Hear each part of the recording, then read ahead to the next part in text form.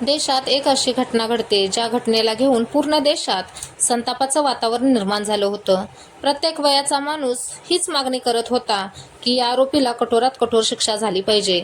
वृत्तपत्रांच्या माध्यमातून, दूरध्वनीच्या माध्यमातून या घटनेला घेऊन सर्वच जण सक्रिय झाले होते, जागरूक झाले होते. पण ज्या वेळी हा मुलगा, हा आरोपी कोर्टात हजर व्हायचा त्यावेळी तो 2 बोटे दाखवायचा. तो विक्ट्रीचं निशाण दाखवायचा, जसं की तो काहीतरी मोठा पराक्रमच करून आलाय, जसं की त्याने काही विक्ट्रीज केली. नेहमीच त्याचे विक्ट्रीवाले फोटो वृत्तपत्रात छापले जायचे. त्यामुळे लोकांमध्ये संतापाची लाट उसळली होती. त्याला सत्र न्यायालयातून फाशीची शिक्षा झाली होती. पण काही दिवसांनी 12 जून 2019 रोजी मुंबई उच्च न्यायालयाने परिस्थिती कमी करणे लक्षात घेऊन फाशीच्या शिक्षेत बदल करून फाशीची शिक्षा जन्मठेपेत बदलली. त्यामुळे देशभरातील वातावरण संतापजनक बनते. लोकांना वाटते कायद्याच्या या निर्णयामुळे अपराधांना कसलेही भय उरले नाही. त्यामुळे या देशात गुन्ह्यावर गुन्हे वाढतच चालले आहेत. आजची घटना ऐकल्यानंतर सर्वच जण विचार करू लागतील, कोणी इतक्या खालच्या पातळीवर जाऊन काम करू शकतो? आजची खरी गोष्ट आपली राष्ट्रीय राजधानी दिल्ली येथील एक मुलगी, जिने नर्सिंगचा कोर्स केला होता. ती सरकारी नोकरी मिळवण्याच्या प्रयत्नात होती. त्यासाठी ती एकापाठोपाठ एक फॉर्म भरत होती आणि एक दिवस तिच्याजवळ एक पोस्टमन येतो. तो पोस्टमन तिला एक पत्र देतो. ते पत्र ती मुलगी खोलून बघते. ते पाहून तिच्या आनंदाला पारावार राहत नाही. ती इतकी खुश होते की घरात प्रत्येकाला जाऊन ही आनंदाची बातमी एक एक करून सर्वांना सांगते की आज माझं स्वप्न पूर्ण झालं आणि आज मला नोकरी मिळाली, तीही मुंबईत. तिला जे मिळालं ते तिचं जॉईनिंग लेटर होतं. त्याच्यावर तारीख लिहिली होती, कधी जायचं, कुठं जायचं हे सर्वच त्याच्यावर होतं. जी मुलगी दिल्ली सोडून कुठेच गेली नव्हती, तिने दिल्ली बाहेरचं जगच बघितलं नव्हतं. हा प्रवास दूरचा होता. त्यात हिने फक्त शहराचं नावच ऐकलं होतं, बघितलं नव्हतं. त्यामुळे घरचे तिला सांगतात की ज्या दिवशी जॉईनिंग असेल त्यावेळेस आम्ही तुझ्यासोबत येऊ. तो दिवस पण जवळ येतो आणि तो दिवस होता 1 मे 2013. निजामुद्दीन रेल्वे स्टेशनवर ते ट्रेनची वाट बघत होते. तिच्यासोबत तिचे वडील अमरसिंग राठी, काकी सुनीता, काका विनोद आणि ती स्वतः म्हणजे प्रीती राठी. हे सर्वच जण 3:40 ट्रेनची वाट बघत स्टेशनवर उभे होते. दिल्लीतून मुंबईला जाणारी ट्रेन गरीब रथ दिल्ली स्टेशनवर येते. त्या मुलीला खूप आनंद होतो, कारण ती तिचं स्वप्न पूर्ण करायला चालली होती. ती धावत जाऊन आपल्या जागेवर जाऊन बसते. काका काकी आणि तिचे वडील सीटवर बसायची वाट बघते. ट्रेनमध्ये खूपच गर्दी होती. त्या गर्दीत एक मुलगा होता ज्यानं सफेद रंगाची टोपी घातली होती आणि रुमालाने आपला संपूर्ण चेहरा झाकून घेतला होता. ट्रेन चालू झाली. प्रीती आपल्या स्वप्नांच्या दिशेने वाटचाल करू लागली. एवढ्या गर्दीतून एक मुलगा सतत तिच्याजवळ यायचा आणि तिथून निघून जायचा. तो यायचा आणि जायचा. रात्र होईपर्यंत त्याचा हा क्रम असाच चालू होता. तिच्या वडिलांनी शेवटी त्याला विचारलंच की तू सारखा सारखा चक्रा का मारतोयस, काय भानगड आहे? तेव्हा तो तिथून चुपचाप निघून गेला आणि तो असं काही दाखवत होता की त्याची कोणाशी ओळख नाही किंवा कोणाशी काही संबंध नाही. तो तर असाच येऊन उभा राहतो आहे. 15 ते 16 तास उलटले. 15-16 तासांचा त्यांचा प्रवास संपतो आणि ते मुंबईत येऊन पोहोचतात. बांद्रा टर्मिनल स्टेशनवर येऊन ट्रेन थांबते. प्रीती आपल्या काका काकी आणि वडिलांसोबत स्टेशनवर उतरते. 2 मे 2013 ते बांद्रा टर्मिनल स्टेशनवर सकाळी 7:55 पोहोचतात. स्टेशनवर उतरल्यावर काका काकी आणि वडील पुढे चालत असतात आणि प्रीती थोडं पाठीमागून चालत असते. तिच्याकडे बघून असं वाटत होतं की रात्रभरच्या प्रवासाने ती थकली होती. ती थोडं पुढे जाण्याचा प्रयत्न करत होती. तेवढ्यात एक मुलगा येऊन तिच्या खांद्यावर हात ठेवतो. ती मागे वळून बघते. तोच मुलगा होता जो ट्रेनमध्ये सतत चक्रा मारत होता. त्याचे तोंड रुमालाने झाकले होते आणि त्याने सफेद रंगाची टोपी घातली होती. जेव्हा प्रीतीची आणि त्या मुलाची नजरानजर होते त्यावेळेस त्या मुलाच्या हातात जो डबा होता तो त्या मुलीच्या चेहऱ्यावर फेकतो. काहीच समजायच्या आत क्षणार्धात होत्याचं नव्हतं होतं. काही सेकंदात तिचा चेहरा जायला सुरुवात होते. तिच्या चेहऱ्याची जोरजोरात आग होते. ती जोरजोरात ओरडू लागते, किंचाळू लागते. तिचा आरडाओरडा, तिचा आक्रोश तिचे वडील, काका काकू आणि आजूबाजूचे प्रवासी यांच्या कानावर पडतो. ते धावत तिच्याजवळ येतात. तिच्या चेहऱ्यावरील ओलसरपणा पुसण्याचा प्रयत्न करतात. ते ॲसिड होतं. ते जसं पुसत होते तसा त्यांचा हातही जळत होता. तिचा चेहरा 10 ते 15% भाजला होता. तो जो मुलगा होता ज्याने चेहरा झाकला होता, ज्याने ही घटना घडवली होती, तो पळून जाण्याचा प्रयत्न करतो. तो पळून जाताना तो डबा आहे तो फेकून देतो. फेकून देताना तिथं समीर शेख नावाचा मुलगा होता. तो फेकताना तो पाहतो आणि तिथं जाऊन त्याचा वास घेतो. तेव्हा त्याच्या लक्षात येतं की हे तर ॲसिड आहे. त्याचा पण हात जळतो. तेव्हा तो जोरजोरात ओरडतो, ओ याला पकडा, याने या मुलीवर ॲसिड फेकले. तो ओरडतोय, किंचाळतोय. तेव्हा त्याचा आवाज ऐकून त्याचे 2 मित्र आरोपीच्या मागे पळायला लागतात. त्याला पकडायला जातात. ते त्याच्या पाठी धावतात, पण त्याला पकडण्याच्या नादात रेल्वे स्टेशन मागं पडतं. नजरेच्या आड होतं हे त्यांनाही माहिती पडत नाही. त्याला पकडण्याचा त्यांचा प्रयत्न अयशस्वी होतो. इकडं प्रीतीच्या डोळ्यासमोर अंधार होता. तिची तब्येत खराब होऊ लागली होती. तिला त्वरित स्टेशन मास्तरच्या खोलीत घेऊन जातात. तिचे वडील काका काकूंची रडून रडून खराब परिस्थिती झाली होती. प्रीतीच्याही मनात आकांत चालला होता. तिलाही रडायचं होतं, ओरडायचं होतं, पण तिला समजत नव्हतं की तिने काय करायचं. करायचं तर काय करायचं, कारण स्टेशनवर उतरताना ती स्वप्नाच्या नगरीत होती. आज तिच्या आयुष्यातील सर्वात महत्त्वाचा आणि सुंदर दिवस होता. आज तिच्या कामाचा पहिला दिवस होता. आज ती मुंबईतील कुलाबा येथील INHS अश्विनी येथे दुय्यम लेफ्टनंट नर्सिंग म्हणून जॉईनिंग करणार होती. आणि जो 2 लिटरचा डबा होता त्याने तिचं आयुष्य क्षणार्धात उद्ध्वस्त करून टाकलं होतं. तात्काळ तिला गुरु नानक हॉस्पिटलमध्ये हलवण्यात येतं, कारण तिची प्रकृती बिघडत चालली होती आणि गुरु नानक हॉस्पिटल जवळच होतं.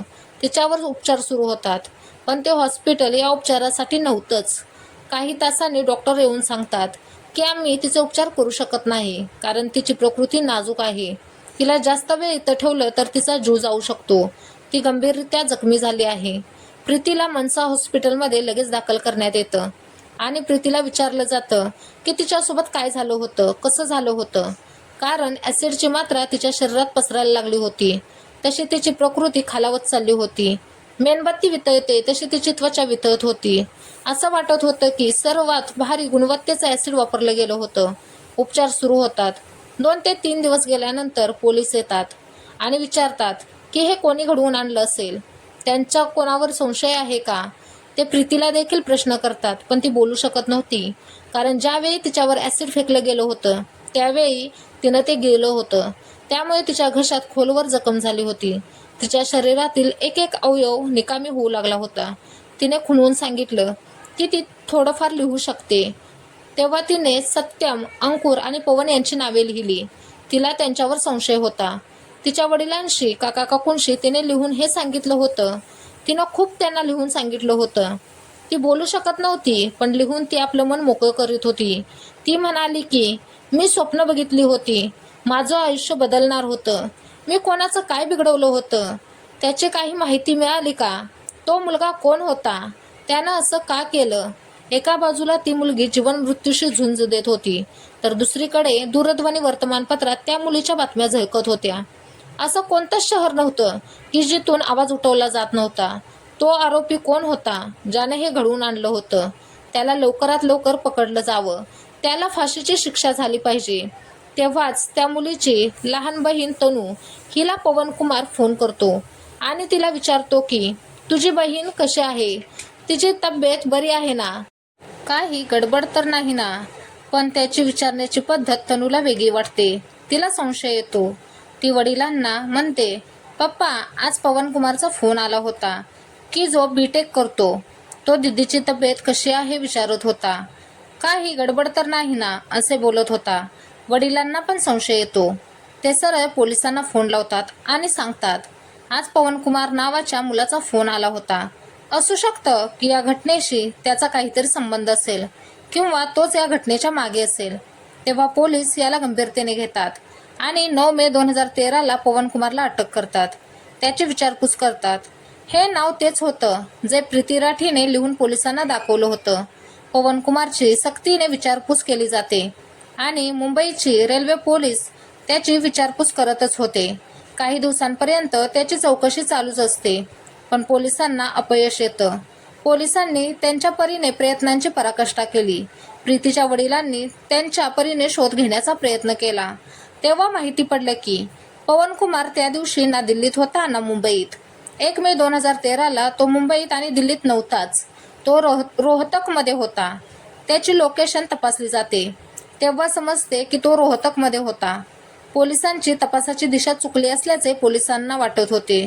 दुसरीकडे प्रीतीचे उपचार बॉम्बे हॉस्पिटलमध्ये चालले होते, कारण मनसामधून तिला शिफ्ट केलं होतं. दिवसेंदिवस तिची तब्येत सुधारण्याऐवजी बिघडतच होती. ठीक 1 महिन्यानंतर म्हणजे 30 दिवसानंतर 1 जून 2013ला ती जग सोडून निघून जाते. तिच्या मृत्यूची बातमी वाऱ्यासारखी पसरते. वर्तमानपत्रे, दूरध्वनीच्या माध्यमातून लोक संताप व्यक्त करू लागतात. प्रीतीचं प्रेत मुंबईतून दिल्लीला आणलं जातं. रॅली काढली जाते. प्रदर्शन केलं जातं. त्यामुळे तिच्या हल्ल्याची चौकशी पोलिसांकडे न ठेवता CBIकडे द्यावी अशी मागणी घरचे आणि सर्वच जण करू लागतात. कारण पवन कुमारच्या बाबतीत पोलिसांचा अंदाज चुकीचा होता. त्यामुळे सर्वांनी केलेली मागणी सरकार मान्य करते आणि हल्ल्याची चौकशी मुंबई CIDकडे दिली जाते. ज्यावेळी CID दिल्लीला चौकशी करण्यासाठी येतात, तेव्हा वेगवेगळ्या लोकांना विचारलं जातं. वेगवेगळ्या भागात चौकशी केली जाते. तेव्हा एक मुलगी येऊन CIDला सांगते की मला असं वाटतंय की या हल्ल्यामागे अंकुर पन्वारचा हात असेल, कारण अंकुर पन्वारने त्या मुलीला खूप वेळा सांगितलं होतं की माझं तुझ्यावर खूप प्रेम आहे, मी तुला खूप पसंत करतो, मला तुझ्याशी लग्न करायचं आहे, मला तुझ्यासोबत संसार करायचा आहे, मला तुझ्यासोबत आयुष्य घालवायचं आहे. पण प्रीतीने त्याला नकार दिला. तिने त्याला सांगितले की तुझ्या करिअरवर तू लक्ष केंद्रित कर, अभ्यास करून पुढे जायला पाहिजेस. सर्वच जण अंकुरला म्हणायचे की प्रीती आयुष्यात कशी पुढे चालली आहे, तुला पण तसंच वागायला हवं. आणि ही तक्रार त्या दिवशी तर खूपच वाढते, ज्या दिवशी प्रीतीला सरकारी जॉईनिंग पत्र येतं. त्याचं तिच्यावर खूप प्रेम होतं, पण प्रेमाचं रूपांतर हळूहळू रागात होतं आणि तो विचार करतो की का नाही आपण हिलाच संपवून टाकू. पोलीस अंकुरची चौकशी करत होते, पण तो उलटसुलट उत्तरे देत होता. तेव्हा पोलिसांनी त्याची मोबाईल लोकेशन काढली. तेव्हा समजलं की तो त्या दिवशी दिल्ली रेल्वे स्टेशनवरच होता. हा पुढच्या दिवशी मुंबईतच होता. हल्ल्यावेळेस मुंबई स्टेशनवर ॲसिडचा डबा फेकताना ज्या मुलानं पाहिलं होतं, तो आणि त्याला पकडण्यासाठी त्याच्या पाठी धावलेली ती 2 मुलं खूप दूरपर्यंत त्याच्या पाठी धावली होती. त्यावेळेस त्याच्या चेहऱ्यावरचा रुमाल थोडाफार सरकला होता आणि थोडाफार त्याचा चेहरा त्या दोघांनी बघितला होता. प्रीतीने केलेल्या वर्णनावरून त्याचे स्केच बनवले होते. तेही त्याच्याशी मिळते जुळते होते. अंकुर पन्वार हा हॉटेल मॅनेजमेंट ग्रॅज्युएट असलेला दिल्लीतील भाकरा BS मॅनेजमेंट बोर्ड क्वार्टरमध्ये प्रीती राठीचा शेजारी होता. जेव्हा स्केच बनवले गेले होते तेव्हा तो संशयिताच्या यादीत होता. अंकुरकडे चौकशी करत असताना त्याच्या हातावर भाजलेल्या जखमा पोलिसांना आढळल्या. त्यावरून हा हल्ला त्यानेच केला आहे या गोष्टीला पुष्टी मिळाली. आणि ज्यावेळेस वैद्यकीय तपासणी केली तेव्हा त्याचे हात ॲसिडमुळे जळलेले आहेत, हेही डॉक्टरांनी सांगितले. त्यानंतर हा डाग या प्रकरणात महत्त्वाचा पुरावा ठरला. अंकुर बॅटरी या नावाने व्यवसाय सुरू करण्याच्या बहाण्याने ॲसिड खरेदी केले होते. पोलिसांनी त्याला दिल्लीतून मुंबईला आणले आणि त्याची ओळख पटवून वैद्यकीय तपासणी केली. 8 सप्टेंबर 2016 रोजी सत्र न्यायालयाने अंकुर पन्वारला प्रीती राठीच्या हत्येप्रकरणी दोषी ठरवून फाशीची शिक्षा सुनावली. मुंबई उच्च न्यायालयाने ती जन्मठेपेत बदलली. अंकुर पन्वार हा घटनेच्या वेळी 23 वर्षांचा तरुण मुलगा होता. त्याचा या हल्ल्याअगोदर कोणताही गुन्हेगारी रेकॉर्ड नव्हता. फाशीची शिक्षा देण्यासाठी हे प्रकरण रेअरेस्ट ऑफ द रेअर श्रेणीत येणार नाही असे न्यायालयाने म्हटले.